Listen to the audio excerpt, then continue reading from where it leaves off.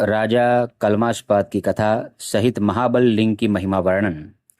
जो मनुष्य महाबल शिवजी की इस प्रिय कथा को सुनता है वह अपनी 21 पीढ़ियों को शिवलोक की प्राप्ति कराता है। राजा कल्माशपाद की कथा श्री शिव महापुराण चतुर्थ कोटि रुद्र संहिता के 10वें अध्याय में इसका वर्णन किया गया है। सूत जी बोले, हे महर्षियों, शोभायमान इक्ष्वाकु वंश में मित्रस नाम का एक बड़ा धर्मात्मा राजा था, जिसकी धर्मपत्नी पतिव्रता स्त्री राजा नल की स्त्री के समान मदयंती नाम से प्रसिद्ध हुई। एक समय राजा मित्रस अपनी विशाल सेना के साथ वन में आखेट को गया और वहां विहार करते हुए उसने साधुओं को कष्ट देने वाले महादुष्ट कमठ नामक राक्षस को मारा। तब उसका भाई, जो उसी के समान पापी था, उसको कपट से जीतने के लिए छल से राजा के पास आया और नम्रतापूर्वक रसोई का कार्य करने के लिए नौकरी करने लगा। राजा ने उसे रसोई का अध्यक्ष बना दिया। पश्चात राजा उस वन में कुछ समय तक भ्रमण कर शिकार खेल वन से लौट अपने घर आया।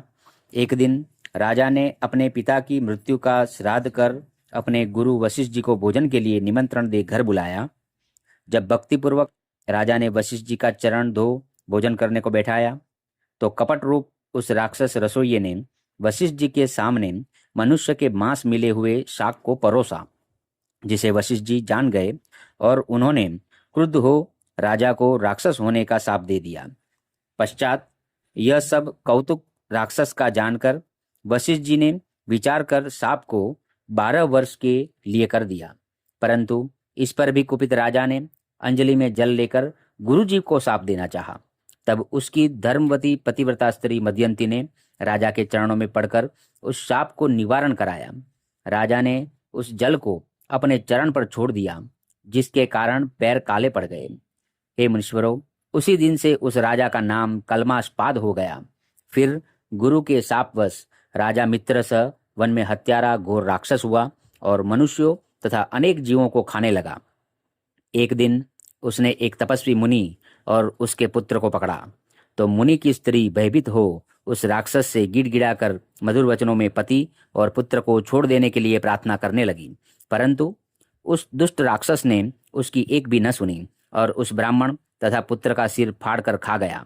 वह साध्वी अपने पति की अस्थियां एकत्र कर उत्तम चिता बना पति की अनुगामिनी हो अग्नि में प्रवेश कर गई और राक्षस को यह शाप दे दिया कि आज से लेकर तो जब भी स्त्रियों के साथ संगम करेगा तभी तेरी मृत्यु हो जाएगी।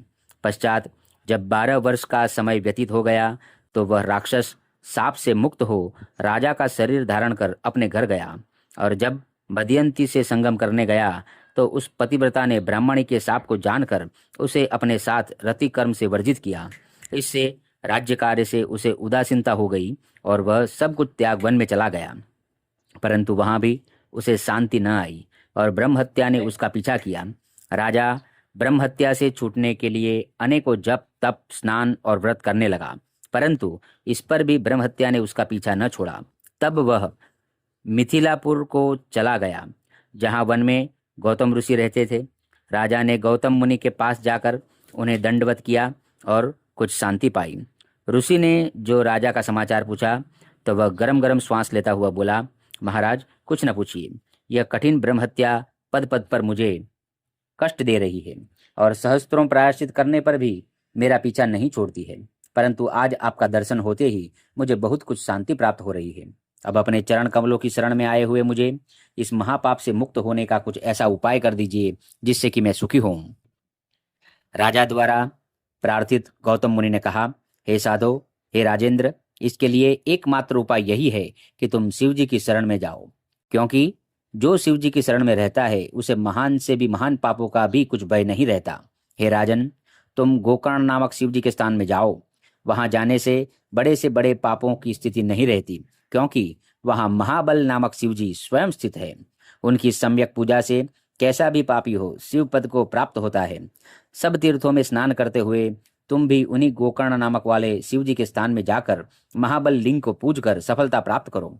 इससे तुम्हारे सभी पाप छूट जाएंगे और तुम शिवलोक को प्राप्त होोगे।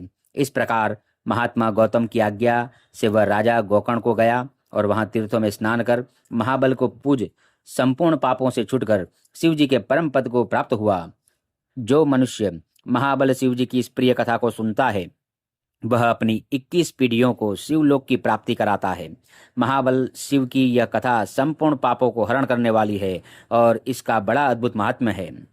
इति श्री शिव महापुराण चतुर्कोटि रुद्र संहिता का 10वां अध्याय समाप्त। हर हर महादेव।